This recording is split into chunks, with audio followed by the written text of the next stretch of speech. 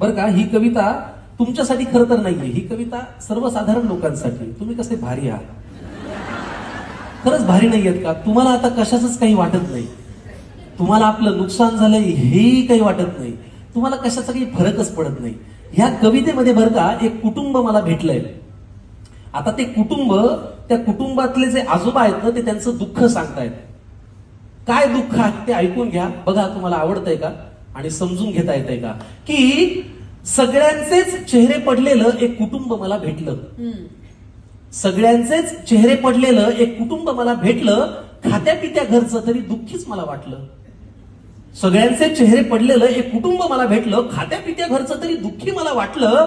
माणुसकीच्या नात्याने माझं मन भरून आलं, मीच जवळ जाऊन म्हणलं का हो काय झालं. माणुसकीच्या नात्याने माझं मन भरून आलं, मीच जवळ जाऊन म्हणलं का हो काय झालं. तुमच्यापैकी कुणाला काही झालंय का, तिने सांजेला असे बसल्यात, कुणी गेलंय का. कुटुंब प्रमुख आजोबा उठले सोडत मोठा उसासा, डोळे तांबडे लाल, बहुतेक रडले होते डसाडसा. तर ऐक तुला सांगतो म्हणाले असं झालंय, तर ऐक तुला सांगतो म्हणाले असं झालंय, आम्हा सगळ्या कुटुंबियांचं एक एक मत वाया गेलंय.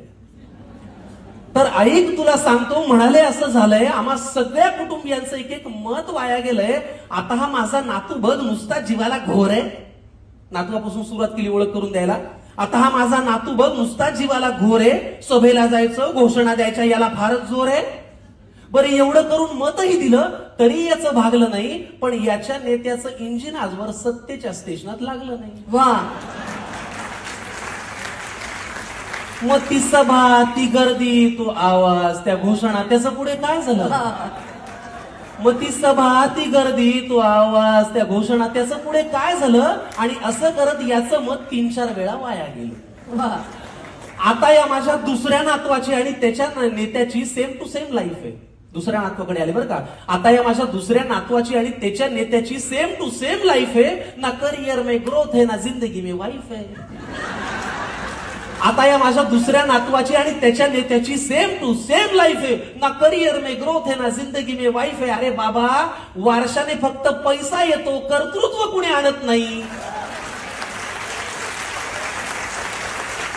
अरे बाबा, वारशाने फक्त पैसा येतो, कर्तृत्व कुणी आणत नाही. भारतभर चालून तुझी पावलं दमली पण हात काही चालत नाही.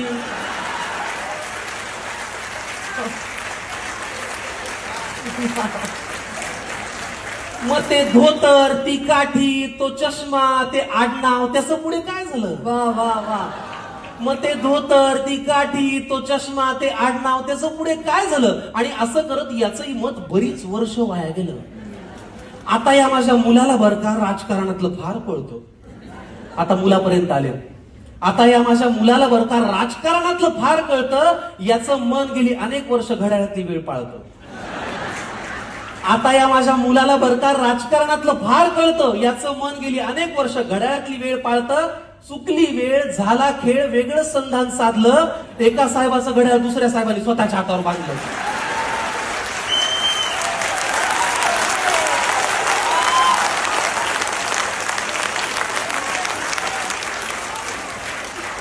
चुकली वेळ, झाला खेळ, वेगळं संधान साधलं. एका साहेबाचं घड्याळ दुसऱ्या साहेबांनी स्वतःच्या हातावर बांधलं. मग नवा साहेब घड्याळ तेच पुन्हा वेळ पाळू का. नवा साहेब घड्याळ तेच पुन्हा वेळ पाळू का. का जुन्या साहेबासोबत राहून तुतारी पण आवाज काढू का.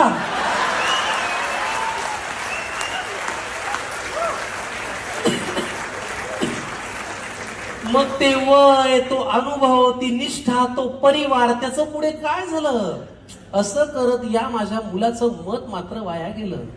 आता ही माझी सून अस्मिता तशी धाडसीच म्हणायची. काय नाव काय. अस्मिता. सुनेपर्यंत आले आता. आता ही माझी सून अस्मिता तशी धाडसीच म्हणायची. जरा कोणी नडलं ना की घरातला बाण काढायची. आता ही माझी सून अस्मिता तशी धाडसी म्हणायची. जरा कोणी नडलं की घरातला बाण काढायची. मी तिला कितीदा म्हणलं, सूनबाई बाण जपून वापरायचा असतो ग, एकदा हातातून सुटला की परत येत नसतो ग. मी तिला कितीदा म्हणलं, सुनबाई बाण जपून वापरायचा असतो ग, एकदा हातातून सुटला की परत येत नसतो ग. मग जी मनातही नव्हती ती भीती खरी झाली. अहो, जिथे शब्दांनी आग लागायची तिथे हातात मशाल आली. वा वा. मग तो बाण, तो बाणा, ते कडवट, ते सैनिक यांच्यात असं काय झालं? पण असं करत या माझ्या सुनेचं मत मात्र वाया गेलं. वा. आता ही माझी बायको बर का, ही घडवेल तेच घरात घडतं. बायको परत आले का? आता ही माझी बायको बर का, ही घडवेल तेच घरात घडतं. नाव हिचं लक्ष्मी, हिला कमळ फार आवडतं. आता ही माझी बायको बर का, ही घडवेल तेच घरात घडतं. नाव हिचं लक्ष्मी, हिला कमळ फार आवडतं. मी लगेच पुढे विचारलं, माझी उत्सुकता त्यांना दिसली असेल की अहो कमळ जिथल्या तिथेच, मग यांचं मत वाया गेलं नसेल. मी लगेच पुढे विचारलं, माझी उत्सुकता त्यांना दिसली असेल, अहो कमळ जिथल्या तिथेच आहे, मग यांचं मत वाया गेलं नसेल. आजोबा म्हणाले, ती दुःखात नाहीये तशी, पण तिच्या मनात तळमळ आहे, कारण ज्यांच्या विरोधात मत दिलं त्यांच्याच हातात आता कमळ आहे.